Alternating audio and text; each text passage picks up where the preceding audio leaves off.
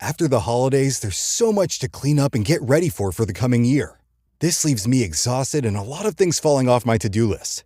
It's time to lock in, and Omaha Steaks delivers everything you crave to reset after the holidays. An order from them means having high-quality Omaha steaks on hand at all times. I'm a big meat lover myself, and I always go with medium rare. But there's also plenty of poultry and other options available. Omaha Steaks offers unrivaled quality and variety, and every bite is backed by their 100% guarantee. A family-owned company with over 100 years of expertise in the meat industry. Let Omaha Steaks deliver high-quality proteins right to your door. Visit omahasteaks.com for 50% off site-wide during their end-of-season sale. And for an extra $35 off, use promo code YUM at checkout. That's OMAHA steaks.com, promo code YUM. Terms apply. See site for details. Go to www.omahasteaks.com to get 50% off site-wide during their end-of-season sale and use promo code YUM at checkout for an extra $35 off. Minimum purchase may apply. Thanks to Omaha Steaks for sponsoring us. WTL. It's time! WTL. I think we got a show. Oh yeah, we got a show. WTL. And welcome back, everybody, to WTL. Where's the line? Nebraska's first and only sports betting show. I'm your host, Andy Classen, joined by the J.O. The J.O. Man. Back and better than ever. You feeling all right? I'm feeling fantastic. You are? Yeah, I don't know what they got in the air out there in the world right now, but it's nasty. Yeah, there's some of it's going around. It's going around, but we're getting to the tail end of that season, right? Thankfully. And it doesn't matter because something so big globally is happening to where you can't be sick. Football game, right? I think it is the football game. The football game. Okay. Super Bowl 60. Of course, the Seattle Seahawks are 4.5-point favorite over the New England Patriots. It's going to be in Santa Clara, Levi Stadiums. So put your blue jeans on, I guess. And I do got to tell you, I listened to Laugh With Me, of course. You know, I'm one of the thousands, hundreds and hundreds of thousands of subscribers and listeners to your podcast. Your top five redheads. I got to give you credit that you were opposite of humble enough. You know, you got to stand on when credit's due. You got to take it, right? Absolutely. I didn't want to be number one. Yeah, so you gave yourself number two. I was number two on the Ginger Power rankings. I thought that was perfect. I thought that and number one I thought was pretty spot on. Sam Darnold, well deserved. Yep, he's playing in the Super Bowl. One of two quarterbacks to win 14 regular season games back to back. The other being Tom Brady. Pretty incredible guy, which is why he's number one. I couldn't be number one because of that, but I did recover from this illness. I just want to give myself some credit. And your granddaddy's not Dick Hammer. Correct. For those that don't know, his grandfather, it has surfaced, was one of the original Marlboro Mans, and his honest-to-God name was Richard Hammer, and everyone called him Dick. Man, look at his head. He's got that chiseled jaw. Oh, he looks like a Dick Hammer. It reminded me of the 90s when I was growing up. I'm like, that's it. I can remember flipping through Sports Illustrated and, if you want to be a tough guy, you had to smoke Reds. Yeah. And then you flip the page and you drink Bud Light and you have a lot of friends. And so it worked. I'm fine. The good old days. I'm fine. Right? Exactly. But I feel you had a snub. You snubbed a redhead. So your rankings were top five. You said gingers. Yeah, current gingers now. Yeah. I mean, I felt it was a snub the size of like Bill Belichick not going into the Hall of Fame. My goodness. Yeah. It was right in front of your face. That's massive. It is. I'm HOTTOGO. I am. That's Chapel Roan. Perfection. Yeah. She was up for 2 Grammys. Wore one of the most iconic dresses ever on the red carpet. The red carpet alone. What was that, the Twin Peaks double ring dress? Not since Trey Parker and Matt Stone wore the J-Lo dress had a dress gotten that much attention. You know what's funny is she said she thought it was actually pretty calm. Like she didn't even think she went all that out. So it's pretty impressive. Man, yeah. Well, and also she has more red hair than anybody on the planet. Yes. She has a lot of red hair, so I just thought that's top 5 easy, and she could have gave Dick Hammer a run. Man, what a miss on my. Here I am. I I usually don't, unless it's Gibran. I usually don't beat up my co-host. Yeah. But that's kind of be expected. That was well deserved here, and I thought putting Malcolm X in it just for awareness purposes. Yeah. Because he did have red hair. Just for awareness purposes, I thought that was a huge win. But you're right. Yeah. What a miss. I wasn't going to go after you about that. No, I like the list. I just felt like Chaperone, man. Hey, you know what? Live and learn, right? Yeah, there's always next year. We'll get another top. Getting back to the here and now, Super Bowl 60.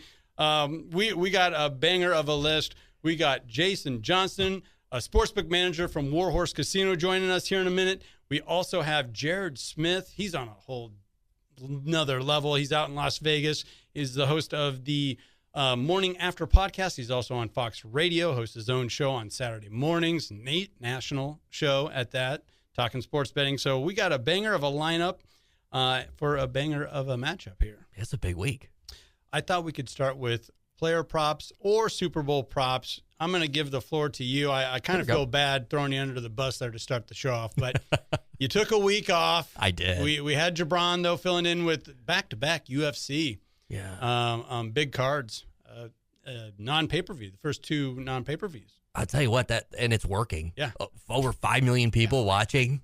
Wow, it is working for the UFC. Dana White just doesn't miss. No. He just doesn't miss. Just when you think amazing. He does, he does not. No, he does not. No, he does not. So the floor is yours. J.O., where do you want to go? I'm going to start with the player props because I got a guy. Okay. I am just all in, and this is not really all that much of a surprise. He's been a stud all season. Kenneth Walker III. Yes. He is my guy. I think is going to not only score touchdowns. I think this guy's got a shot at MVP. He's got the fourth best odds at MVP, and we'll get to where I think there's some big value there. But let's start with the touchdowns. Between Kenneth Walker scoring first in the NFC Championship game and over like 30 times in his career, he's a guy that finds the end zone early and often. I'm betting on the early. I think Kenneth Walker is going to be the first touchdown scorer in the football game. So okay. You're so locked in on this. You're saying the first touchdown scored. Correct. I think he's going to be the first touchdown scorer. Also, I think there's a chance if it's not going to be Kenneth Walker, it could be Jackson Smith-Njigba. Yes. Okay. If either of these guys score first touchdown, and that's on the Warhorse, they've got a prop going. You can have Kenneth Walker and Jackson Smith-Njigba. Either one of them scores the first touchdown, plus 175, okay? Ooh, so you get plus money there, and you got two players with the opportunity to score a first touchdown. I'm betting on Seattle taking care of business early, right? Okay. Yep. He did score first in the AFC Championship. So now we're going to, let's just say Walker's the first scorer. Let's take Jackson Smith out, okay? First touchdown score, plus 410. So if you're really buying into this, and I know I am, plus 410. If you think he's not only going to score first, but he's also going to win the MVP, and I think with the track record this guy's had this season, with the way Sam Darnold has had to battle some injuries here and there, especially late in the year, I think they're gonna rely on Walker. He's going to win MVP and score the first touchdown. You can combine those two plus 1,600. See, that's some parlay pounder stuff right there. It is. I like that. And he's going to score, folks. I mean, in anytime touchdowns at a minus 200 consensus. There you go. So he's going to get into the end zone. And JSN, Jackson Smith-Njigba, there's a ton of props going out there. I don't know how I feel about his receiving yards right now. 94.5, that is so high. Right. That is so high. But guess what? Last week in the NFC, or 2 weeks ago in the NFC Championship game, everyone knew his name. They're going to focus on him. Defense coordinator even said that. Still had 10 receptions and 153 yards. He doesn't miss. Yeah. I mean, it's like Puka. It's like all of our Puka and Nakua bets. Exactly. Right? It really is. But, I mean, these are two guys that have just produced week after week after week. And now here it is. It's the final game of the season. And, I just feel like Seattle is the better team. Yeah. So I'm taking the best players from that team and just saying, here we go. There's time to make some money here at the Super Bowl. I'm so sold on the Seahawks. I'm going to talk about their third best player. Okay. Not even third best player, third best running back, George Holani. Oh, yes. I did some digging here. His total yards is still sitting at 10.5. He was in on like 35% of the snaps for that NFC Championship game on 3 carries alone, just to give Walker the third, a little break. Just on 3 carries, he could easily get 10.5 plus. So I think he's going over 10.5 yards. And that could be done within one carry. If he just gets 5 yards on his first carry, gets 5 yards on his second carry. Like, I'm not asking for a lot here. I'm just asking for 2, maybe 3 carries and a shot to go over 10.5 yards. Well, you just said over 30% of the snaps he's in the football game. I mean, you just give him, 2, 3, 4, 5 opportunities, and he's going to hit that 10.5 easy. Yeah, and remember, the backup, too, Walker, is out of the game. He is the backup. So this is, what an opportunity there. Yeah. SHARPEN is gone, Benet, whatever. He's out of the game. Yeah. So yeah. Hold on. I was trying something there. I can't do that. You got another one for me? Yeah. On the other side of football, I mean, we've talked about Drake May, and we've talked about his legs a little bit, right? Yeah. The guy likes to run the football. We also know he can throw the football. Yes. Now in the Super Bowl, especially in these bigger championship type games, you tend to play with the playbook a little bit. And you see some weird things, right? We've seen quarterbacks catch, and get a reception. Drake May is a very athletic quarterback. Yes. I could see a play where he's catching a ball somewhere out of the backfield. If you have any quarterback to have a reception, plus 1,000. Oh. I think there's an opportunity to make some money there with Drake May. Yeah. Now, remember, I just said he likes to run the football, and you know this. There's another prop out there. Any player to have a pass completion, reception, and a rushing attempt, plus 700. Oh, that's Drake May all the way. That's Drake May. That's Drake May all the way. I rhymed. I didn't even mean it. Okay. And yes, I mean, one of the most popular betting lines out there for Drake May, this speaks to you mentioning that he likes to run the ball. Over 2 rushing attempts just in the first quarter is a minus 108, minus 110 bet. There it is. It's already out there that we know he's going to be running the ball. And he got sacked, 5 times? Yeah. A week ago. And the week before that, he got sacked 5 times. And the week before that, he got sacked 5 times. And oh, by the way, those are the 3 best defenses they played the entire season. Yep. And that's still not as good as the defense they're going to play here. Super Bowl Sunday. So I think he's going to be running for his life. I think you can take a good look at any of his rushing attempts. Rushing yardage, those sacks might work against that. Right. So be careful on how that is worded. You mentioned Kenneth Walker III. Just for him to be MVP alone is a plus 700 bet. I know. And if Seattle just does what they want to do, which I think they got I think New England's going to play into the hands of what Seattle wants. Slow it down, run the football, make it an ugly game. They don't care if they win 17-10, and that's going to be a lot of rushing attempts from Kenneth Walker III if that's the type of game we get. And isn't that incredible? You get such great value there. He's the 4th best odds to win MVP, and Seattle's a football team that, all right, you're going to force them to run, they'll do it. You force them to pass, they'll do it. Like they're a complete football team. You got one more? I got one more for you. In the Super Bowl, you're looking for some weird things, right? Yeah. How about offensive linemen to score a touchdown? Okay. Now we're talking. Yeah. Okay. And we've seen a lot more of that in the NFL. This is something you see every once in a while. We saw a linebacker score a touchdown a few years ago, and I think he's like coaching or something now. There you go. See, okay. I mean, I mean, there's something there. Mike Vrabel, correct? Is that who we're referring to? Yeah. That's who we're yes. So any offensive lineman to score a touchdown, this is incredible value and something that I think very well could happen. Plus 2,000. Plus 2,000. Plus 2,000. I love that. I got a plus 20,000 for you. Punter gets the MVP. Seattle's punter gets MVP. Okay. Plus, I could see that. All he has to do is do one of his patented, pin him within the 5-yard line, get a lucky bounce within the half-yard line, fake punt, throws it for a touchdown. If there's only like 3 or 4 touchdowns scored, he's one of them. He's one of them. And then I'm thinking just to, ice it, we're going to have a punt. He's going to pin him in there, and the guy's going to run it out, and he's going to make a touchdown-saving tackle. Those 3 plays. I just need 3 plays here to get this plus 20,000 MVP for the punter. Now, you're going to send me your bet slip, right? So that I know that you put the money on this one. That's called a sprinkle. Oh, the sprinkle, yeah. Love it. But yeah, it's just how you have to really reach to figure out. Yeah. That tells you it right there. So anyhow, you heard the horn. That means we're up against it, but we got to take a minute to recognize one of our fabulous partners, and that is the Nebraska Ale House, located in Warhorse, Omaha Casino. Come as you are for an elevated dining experience. Signature dishes include whiskey marinated Omaha steaks and the always tender prime rib. Warhorse Casino Omaha and the Warhorse Sportsbook. No bets, no glory. Don't go anywhere. This is WTL.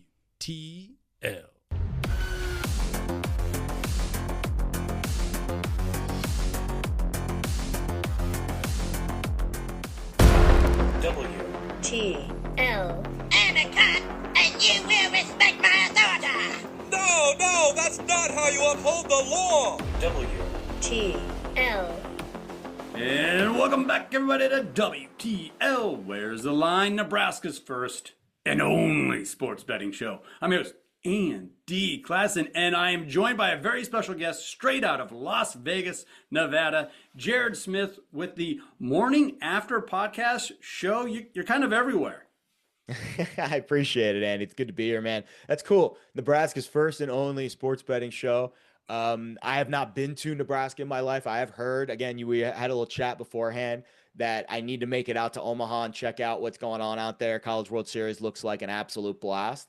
But that's so I'm honored to be a guest on Nebraska's first and only sports betting show, my friend. There you go. Well, it's Super Bowl week. A lot of buzz. There's already been a lot of talk about it.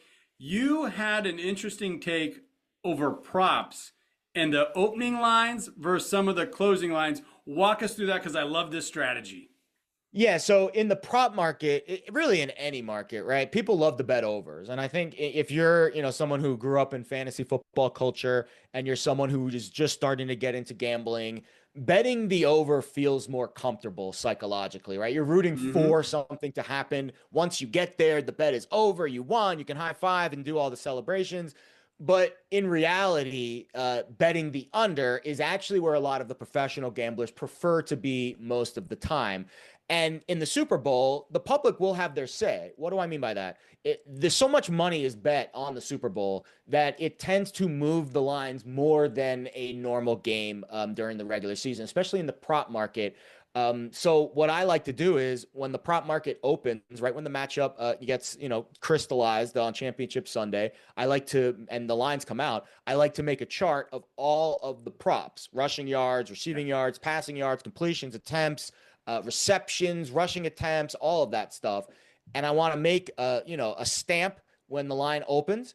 And then I will revisit that in 2 weeks, the day before, night before, morning of the Super Bowl. And based off of how much the market has moved up. So let's say Jackson Smith and Jigba, his line opens at 77 receiving yards. I don't remember what it opened at. But then throughout the course of the 2 weeks, everyone's betting the over because everyone thinks he's going to be, have a great game. Makes sense, right? Well, then that line moves up to 85, 90, 95 yards, whatever it closes at.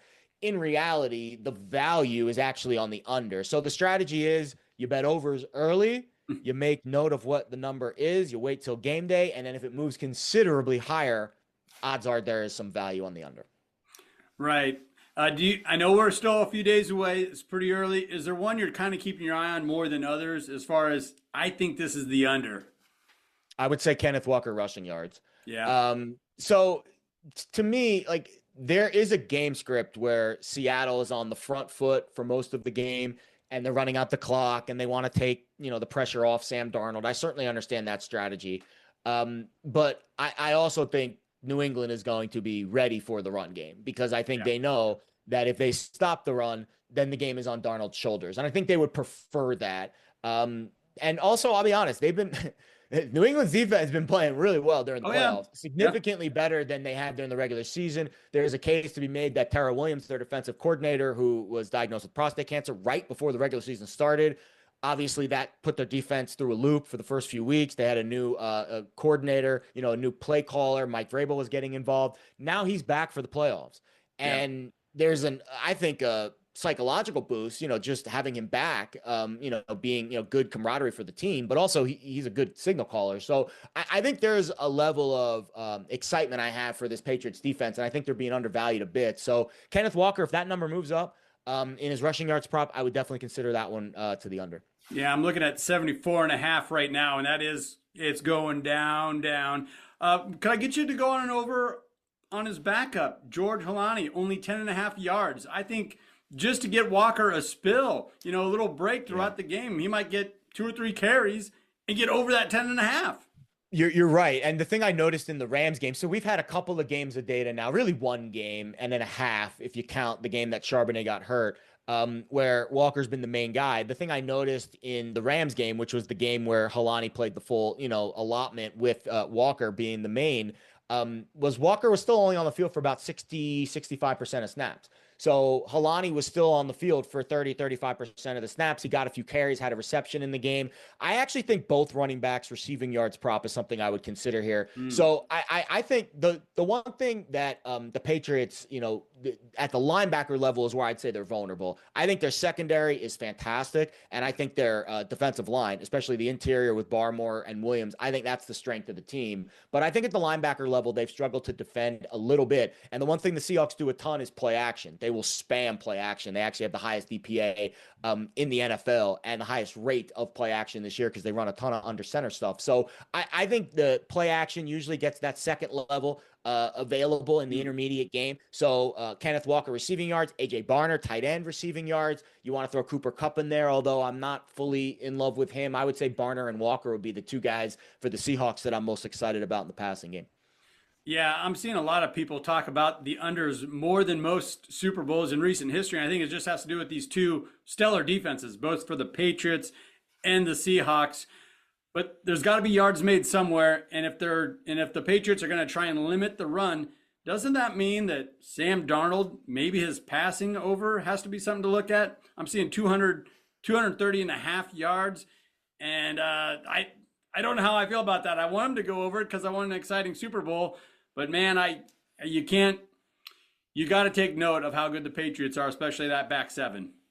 Yeah, and I think when you look at the strength of the New England's team is definitely the two corners, Davis and Gonzalez, are absolutely fantastic. I think they're going to play a lot of zone because the Seahawks are not as efficient in against zone this year than they are against man. And you got to get pressure on Sam Darnold. Absolutely have to. So Seattle's 6th in EPA with no pressure, 22nd when you can get pressure on him. So Darnold needs time to throw, right? The Seahawks love to throw the deep ball. They rank 1st in EPA on deep passes this year. They're a team that likes to hunt for explosives, but that takes time.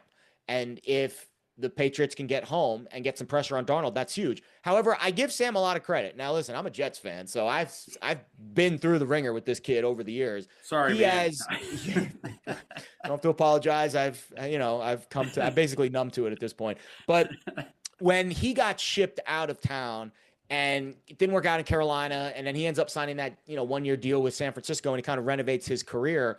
The whole bugaboo was, seeing ghosts, and he can't handle the pressure. Right. He has improved dramatically in that category over the last 2 years. In fact, this year, 69% adjusted accuracy rate under pressure this year. That's the highest of his career. So I'm not saying that this kid all of a sudden doesn't have any skeletons in the closet, because he's turned it over a lot this year and he's taken a lot of sacks, and that's still an issue, but he's improved in that department. So I'm fascinated to see how the Patriots try to get pressure on him. The Rams, he had 3 touchdown passes under pressure against the Rams. He was fantastic. He had dudes, muddy in that pocket all game long, and he was able to still make some pretty quality throws. So I have some, cautious optimism about Darnold's ability to handle the pressure in this game. Another prop or player prop that's picking up a lot of steam right now, Hunter Henry going over 39.5 yards receiving. For whatever reason, now it's a big talking point is that Seattle's not the best at covering tight ends. And I think that's because they're so good at covering everything else. That means that the quarterback has to check down to the tight end. And who's going to be the biggest recipient of that is Hunter Henry. And that's pushing the over 39.5 yards rushing as of right now, or receiving. Yeah, you're definitely right that solving a softer coverage scheme and a little bit of a lighter box is going to be the key for the Patriots offense. So the Seahawks play mostly 2 high safeties. They play it at almost an 80% rate, which is the highest rate in the league. They also play with 5 or more defensive backs, so nickel or dime, at a 92.5% rate. So they are never in a base 4 defensive lineman, 3 linebacker look.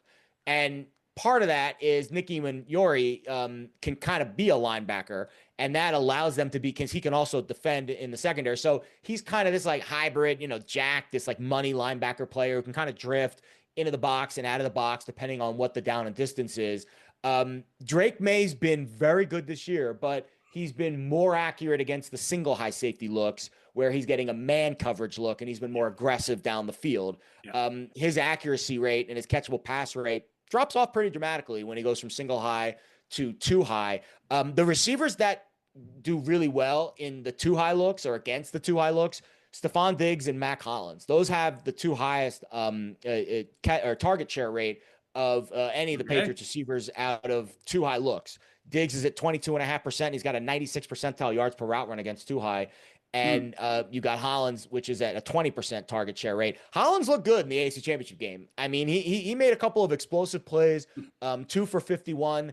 That's a guy who I think intrigues me a little bit, because I do think the Patriots don't have an alpha receiver.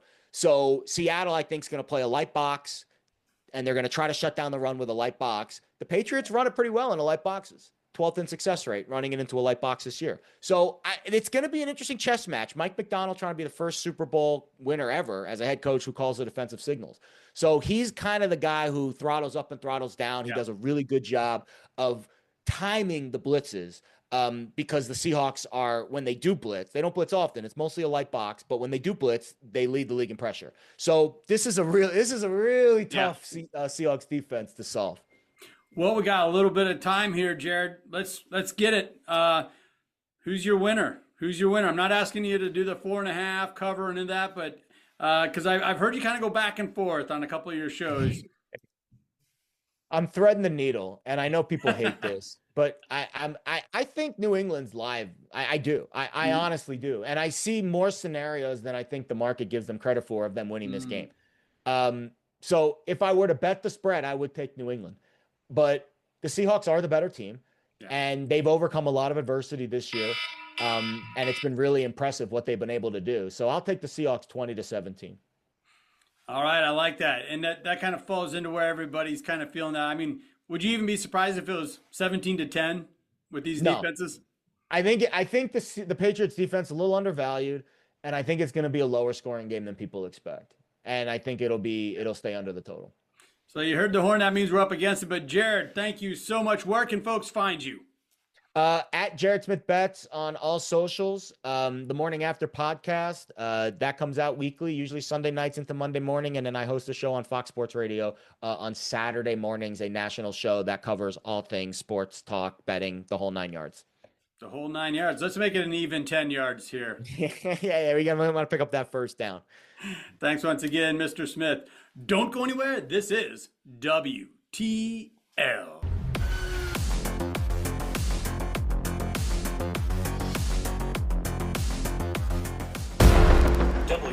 WTL. Gentlemen, what brings me to my next point. Don't smoke crack. WTL. And welcome back, everybody, to WTL. Where's the line? Nebraska's first and only sports betting show. I'm your host, Andy Classen, joined by The J.O. The J.O. from Nebraska, hailing out of Omaha. But we also got another guest with us. Okay. You know, a guy that kind of waves a big stick around here. Oh, yeah. Yeah. Jason Johnson, sportsbook manager with the Warhorse Casino, Lincoln and Omaha, right? Yep. Just first off, what does a sportsbook manager do?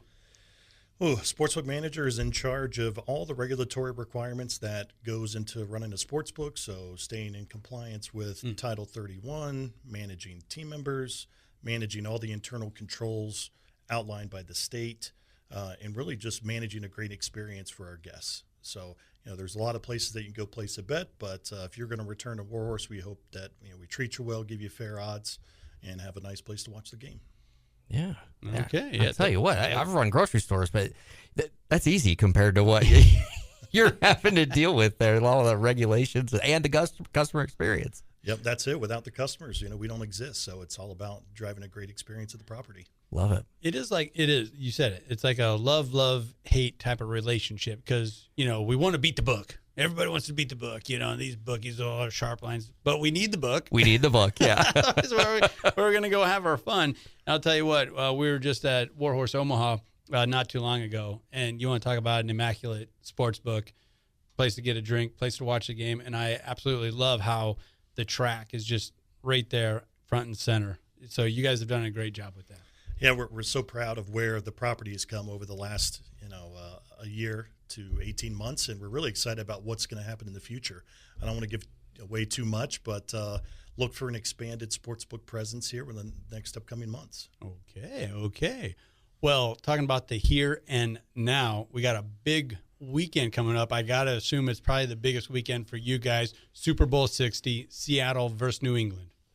Yeah, so the Super Bowl is the most wagered on single event. March Madness, the opening rounds are right there as far as overall handle, but single event, the Super Bowl is going to be it for any sports book.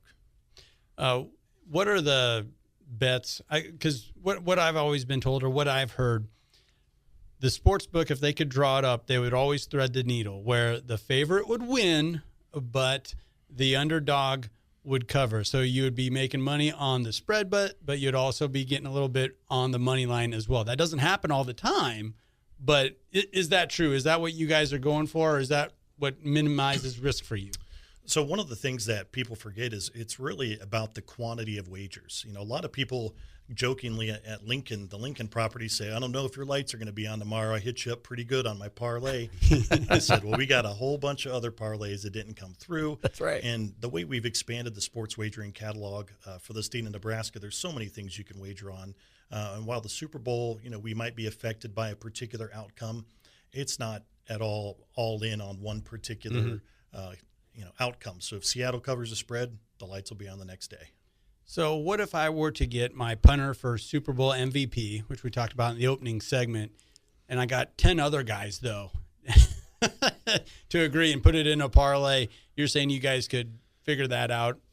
Absolutely, and I would probably want to take a picture of you guys because that would be one of the most amazing wagers I've ever seen hit. That would be a pretty something.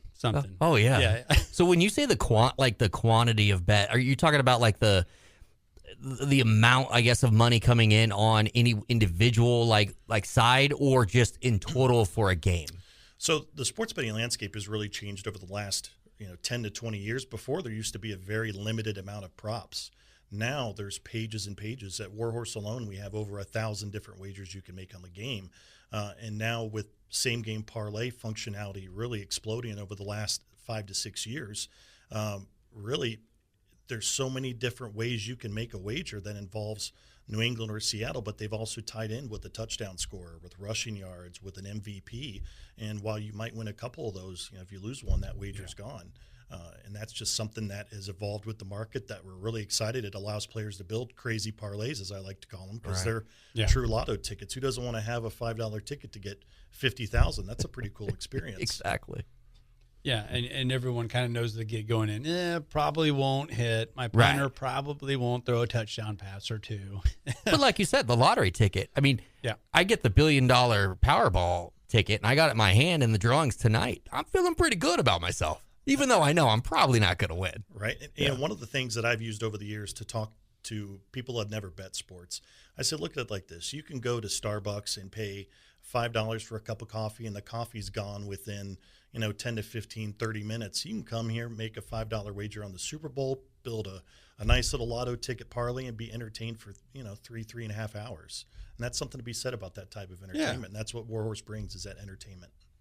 No doubt. So when we're talking about your perspective, the sportsbook perspective, this game carries a lot of weight, the Super Bowl. It does. What has you worried the most compared to just a regular NFL season game? Let's say out of week 10, week 8. So one of the things historically that I've observed over the 2 decades that I've been a sportsbook manager and also betting sports myself is kind of the end game outcome is if the favorite team wins and the game goes over and all the popular touchdown scores end up hitting. That's kind of like the thing that most books likely don't want to see happen. Right.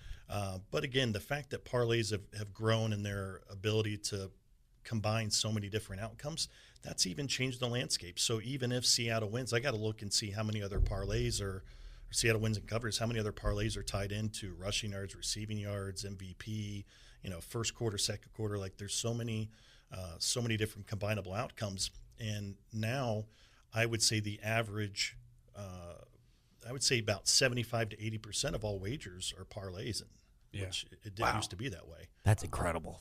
That really, that kind of blew my mind a little bit. Yeah, it really is. Another number that I heard, and we dive into the numbers, and sometimes it doesn't even look right. One that I saw was around 78% of NFL teams, if they win the game, just win it outright, they also cover. Is that true, or what's the latest on that? So I defer to all those touts in Las Vegas that do all the handicapping. There's a lot of different systems that folks have in place, but this is a big number. 4.5 is not 2.5. Yeah. So personally, I see something coming down to a last-minute touchdown, and I think it might even play out reverse how it happened in the previous Super Bowl between these two teams in 2016. Right. I think Kenneth Walker gets a late-game score, and I just don't know what's going to happen. But I have it as like a 27-21 final in some capacity. Oh, so you think Kenneth Walker's got a good shot at MVP is what you're getting at here? Absolutely. I think there's a lot of value there, and you guys nailed it a little bit earlier about some of the Darnold injuries that he's been going through, and I don't think they're going to make the same mistake throwing the ball at the 1 yard line. No.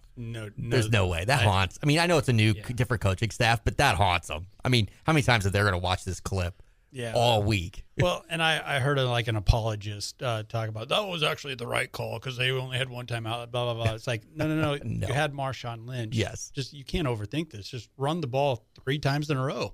And if you don't get 1 yard, which I think beast mode's going to get 1 yard, you live with that. But that's pretty tough.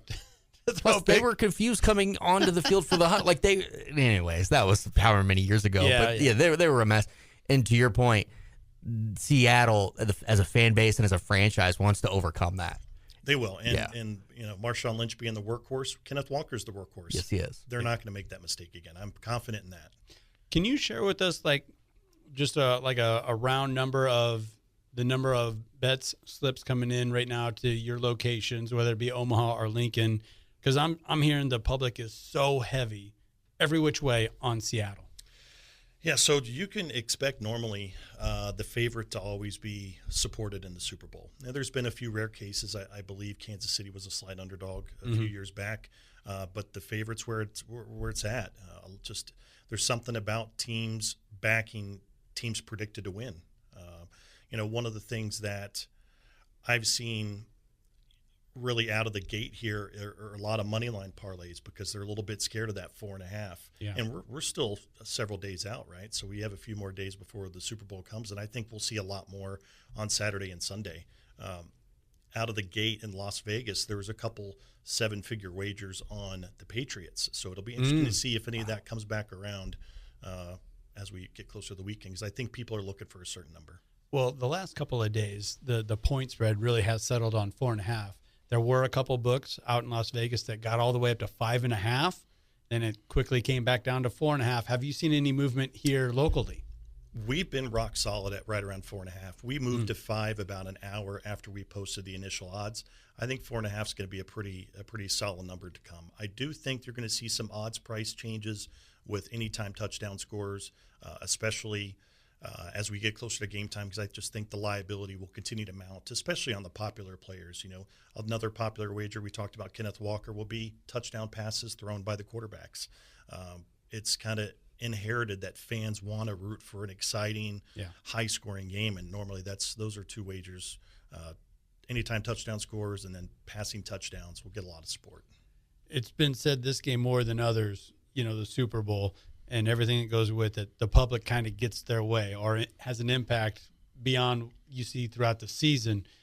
What worries you the most with that? Is it just all the overs hit, the favorites cash out, all the popular, we were talking about Jackson Smith and the Jigba going over 94.5 yards. If just all the overs and all the favorites smack, is that what's going to bring you guys the most pain? Overall, if the favorite covers and the game goes over and all those predicted touchdown scores and there's just a high-scoring game, because normally high scoring is going to bring a lot of offense, so the over receiving yards, over rushing yards, that would be, again, the perfect scenario. But again, it goes back to there's so many, we're talking at players making 6 to 7 combinable, leg parlays. It's tough to get all those right. Some people struggle to get one right, and they're putting in, first quarter over, 8.5, and just those are incredibly difficult to hit when you're throwing in an MVP and all that. So that's where it's changed over the last decade. I think if you were to ask me this 10 years ago, I think, that would point spread and over would hurt on the favorite. But now there's just so many different wagers you can make. It really brings it back in line for the casinos. You remind me of a previous life. We had a guy back in the shop named Bud, and Bud always minimum was a 5-teamer every week, NFL. Sometimes you'd stretch that to a 7-teamer, and but 1 week he hit. Yeah, he's got it one time. one week a season. So shout out, Bud. Haven't thought of that guy in a while. That makes it worth it. One hit. Yep. And he didn't ask for more than that. That's right. We all kind of knew the deal going into that. So, Jason, thank you so much for joining us. What can people expect, or where should people go this weekend to watch the Super Bowl? I bet you got a pretty good spot in mind. Yep. So Warhorse Casino, Warhorse Lincoln, and Warhorse Casino Omaha will be your destination to watch the Super Bowl. We'll be trading the game live. We'll have a lot of player props updating within the game. So even if you miss something out of the gate, we'll have some real-time options for you to explore. And I did see some new options on your sports betting app. You got like the big game bingo or big game spots. Yeah, so one of the things that is kind of traditional with Super Bowls is squares. Yeah. Where everybody goes and they write their name on a square, and then they randomly draw the numbers, and then they put them up on the board. The problem with that is you're at the mercy of RNG.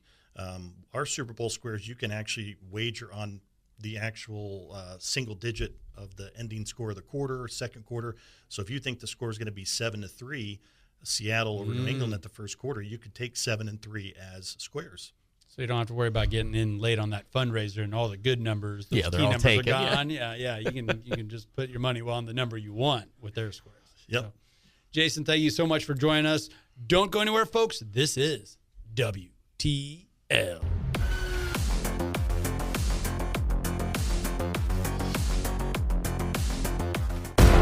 WTL. Capitalism is the only way, Leslie. It moves our country forward. It's what makes America great, and England okay, and France terrible. WTL. And welcome back, everybody, to WTL. Where's the Line? Nebraska's first and only sports betting show. I'm your host, Andy Classen, joined by DJO. DJO. Good to have you back. Feels good. I was worried about you because you said I just can't go, and you gutted it out the week before, so I knew you're out of it. Yeah, the biggest thing is I obviously super tired, whatever, cold or whatever's going around, flu, whatever. But man, I lost my voice.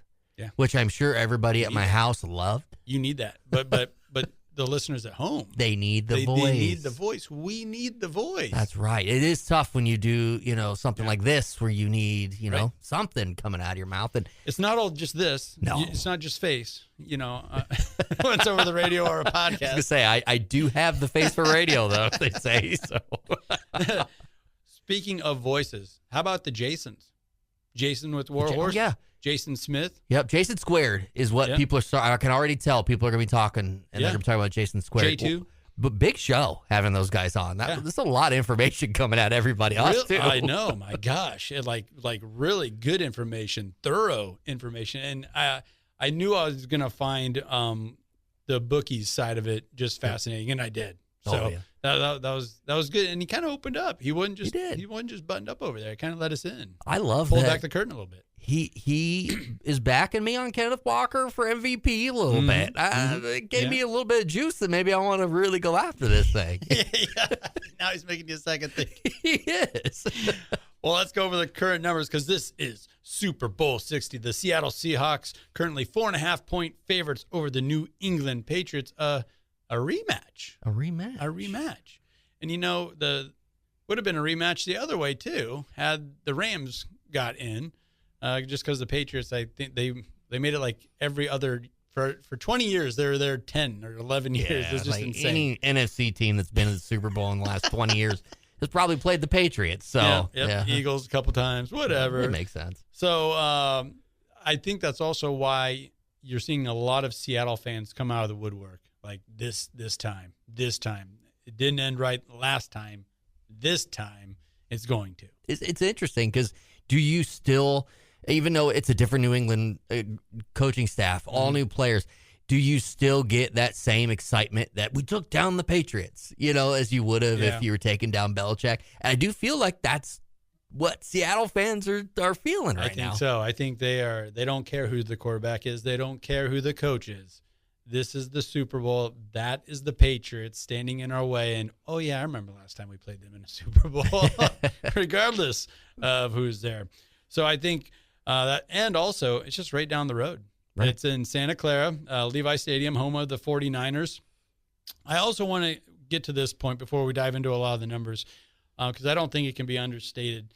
I'm starting to hear a lot of people cast shade at the fact that the Patriots played the easiest schedule in the NFL to get here. I don't think you can overlook that. On the flip side, I think the toughest conference in the NFL was that NFC West. Right. You had to play the 49ers twice. You had to play the Rams 3 times this year. So the Seahawks, not only did they deal with one of the toughest schedules in the NFL, the toughest division, and they are still here standing tall. And you could say they're the hottest team in the NFL. Oh, yeah. And they've felt that way for a good chunk of the year, where especially in this back half, Seattle has looked at times pretty unbeatable, especially offensively, just taking it to them. Yeah. And their defense is nothing to just throw in the corner either. It's pretty incredible. So, yeah, to your point, they played some of the best teams in the NFL multiple times and got right through them. Yep. That's awesome. Give the Patriots their due. And I'm not saying, and I'm not trying to discredit their wins. I'm not doing that, but you don't put your head in the sand and just say, oh, it's the NFL, a win's a win. No, the wins are different. They're weighted. Okay. Yeah. So that was a big part of what I took into this when I looked at the big picture. So I'll throw it back to you. Yeah. Where do you want to start with this? We got into some player props. We haven't got into too many of those fun Super Bowl props. Some of the goofy ones, which, I say goofy, and I'm thinking there's nothing goofy about a coin toss. I mean, it's serious business. Sure is. I mean, it's a heads, it's a tails. Yep. It starts the entire operation of the game. That's about your best odds you got right now. It is. It really is. 50-50. 50-50. And that's what's fun because I think, we were talking off air and it was like, if you're at a Super Bowl party, half the room's excited about one way, half's excited about the other way. It's not like, oh, we're all Seahawks fans. Yeah. No. I mean, everybody's got an opinion on a coin toss, whether it's heads or tails, just in life. Yeah, right? Well, just think about being at one of those sports books and, you're still 10 minutes away from the game, the coin toss, and half the bar goes, bruh, another, yeah, you're already on your way. You're right. That's the first juice of the game. It really is the coin toss. Here's one, the second most popular bet, and we've talked at length of this ever since the show started, and that is the color of the Gatorade. The Gatorade bath the winning head coach is going to get. I don't want to overthink this. What is the one color that's on both teams? Blue. Oh, blue, yeah. Blue. It's blue. It seems like blue would be it. And blue's also tied for the lead in the last 15 Super Bowls. The Blues hit 4 times, and it's tied with the next 2, the red and the clear or something. So we had an outlier a year ago with purple. We're not going to have that again. You will not have that. And so it has to be blue, right? Now, I will say, I'm somebody who comes from the grocery industry who sells Gatorade. Okay. And blue is above and beyond the number one seller. Okay. So there you go. You also have people's tastes in mind, and it's blue. So I don't. There's something to it, I mean, especially with both teams' colors with blue. I don't know. I would think that matters. I'm just saying, don't overthink this one. Right. I mean, you just threw some more gasoline on that fire. It's the number one seller, so they're placating to the crowd what they want to sell. Yep. Then you also have, the Patriots are blue, Seahawks are blue. You don't have that pukey, ugly green color of a Gatorade, I don't think. Do you think PepsiCo has a say in this a little bit, and they kind of work with the teams, and they're like, here's the color we really want talked about? There was somebody that has a say in it. Because you saw it about, Jabron and I were watching it like a hawk last year because we talked at length over the colors. Yeah. He got into quite the argument with us over the Gatorade color. I love it. And so we're watching it on our apps. And that line just shot up to a minus like 5,000 on purple. It's like, okay, the cat's out of the bag. Yeah, somebody saw it. Somebody knows what. So, yeah, but it held tight till about 26 minutes till kickoff. That was pretty impressive. That is impressive. Well, so somebody knows. Somebody knows. And that is a big one. I'd say another one, too, is like the national anthem, whether it goes, over under a certain time. Charlie Puth, he's our national anthem singer this year. Famously looks exactly like Luke Dunphy from Modern Family. Are you familiar with the Modern Family? You're going to want to look at a picture of Charlie Puth. Side by side? Side by side. One time, one New Year's Eve, this was a few years ago, Charlie Puth, he's performing at Ryan Seacrest's New Year's Eve party. Okay. I would have bet anybody anything that was the actor that plays Luke Dunphy up there singing. Dunphy. I would have bet anybody. It looked Dunphy. Just like him. You're like, how did Dunphy come back? Like, what is this? what kind of crossover is this for Modern Family? Huh. And it turns out it's Charlie Puth. So it's interesting that he's the one singing it, and I'm just going to be thinking that it's some promotion for Modern Family reboot or something. I feel like there's going to be a lot more props put out this year over the halftime performance with Bad Bunny. Oh, the Bad Bunny, yeah. And he's not shying away. No. And you mentioned he was a former WWE star. Yeah. So I think he kind of lives to be the antagonist. He loves the spotlight on that. So, and I heard he was going to wear a dress. Okay. So, like, is that line going to be out there? Like, over, under 1.5 dresses? Like, he's trying to stir it up here, I heard. So he's going to have multiple dresses? Not just one dress, but multiple dresses? So okay.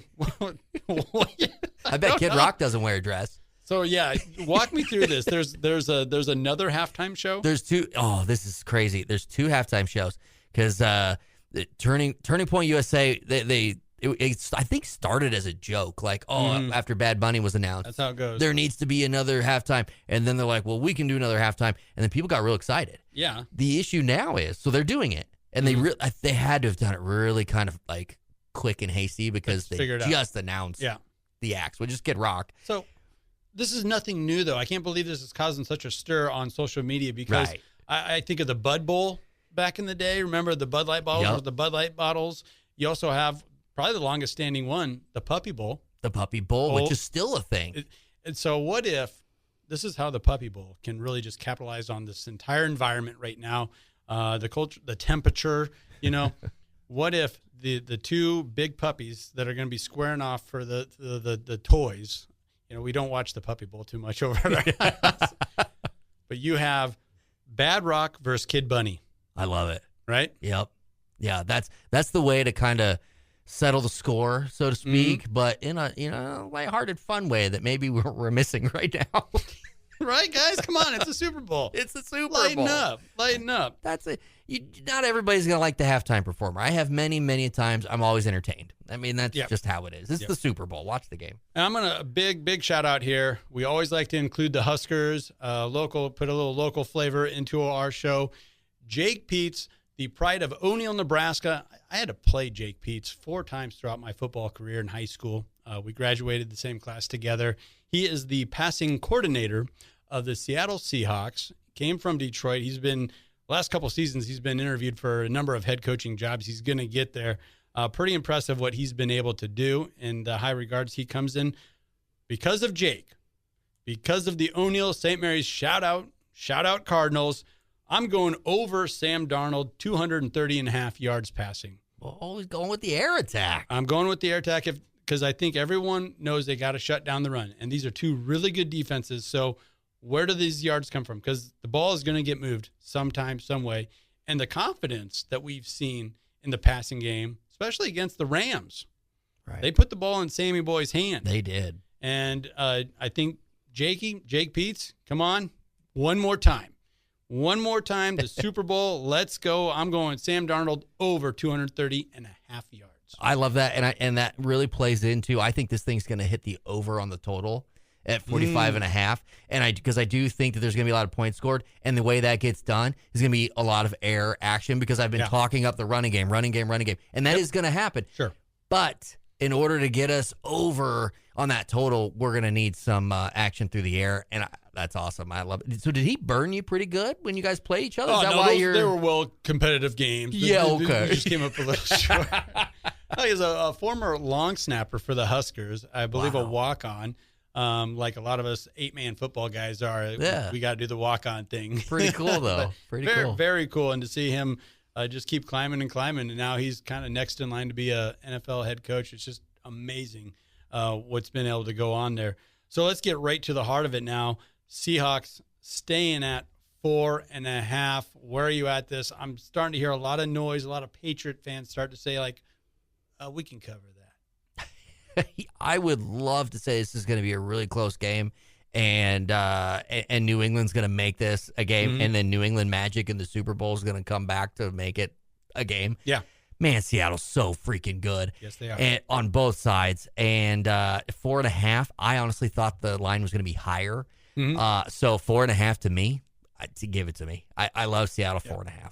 Yeah, and just like that crazy stat that I mentioned to Jason Johnston, sportsbook manager at Warhorse Casino, 78% of the time in the NFL, if the team that is the favorite wins, they also cover. Yes. I'm not going to overthink this. It's Seattle. It's the Seahawks all the way for me. I like the passing over. I don't know if I like the total 45.5. You do though. I do. You're going over. I am going over. Yes. Some late. Is it going to have to be late game theatrics? So I'm seeing a lot of people bet those unders for the first quarter, second quarter, first half. Well, isn't that the thing? Like in the Super Bowl, there's those early game jitters, and it slow starts. I don't know. The Seattle team, it probably could end up being one of those things where it's the second half where they come alive and the air attack really starts to eat up at them. But I mean, they've hit the over 11 times this season. Yeah. They're off it. I don't know, man. I love everything that they have, and they proved it on the field. A lot of times it's here's a team that they're supposed to be good. Well, this team's looked really good. And they've played the competition. Like I said at the top of this segment, they are battle tested more than anybody, and they are coming from the toughest conference in the NFL. The same cannot be said in a big way with the Patriots. So I think we're all on Seattle. We're all Seahawks. Let's go. Let's go Seahawks. Go. What is it? Go Hawks? Is that what Russell Wilson says? Go Hawks. Man, go Hawks. I don't know. 12. Yeah. Should ask Russell Wilson. Go 12s. That's it. Go 12s. Go 12s. Yeah. We're going 12. We're going 1-2 for Super Bowl 60. Love it. Well, that'll about do it for us here at Where's the Line. Be sure to check us out over on YouTube, and all of our game day short videos will be coming out. Thank you to Warhorse Sportsbook manager Jason Johnson for stopping by, and Jared Smith. God, he was loaded with some information. Yeah, there. he was. You could talk to him for an hour probably. Jared Smith bets on all sorts of mediums. Just type that in. You're going to find him, whether it's X, whether it's YouTube, TikTok. He has a lot of interaction. They kind of beat him up over there, though. Really? Yeah, there's different opinions, and they don't always agree. Oh, that's okay. Isn't that okay? This is okay. Yeah. We like different opinions here. Yeah, that's right. For Jeremy Odem, a.k.a. the J.O., I'm Andy Classen. Thank you for listening. This has been WTL.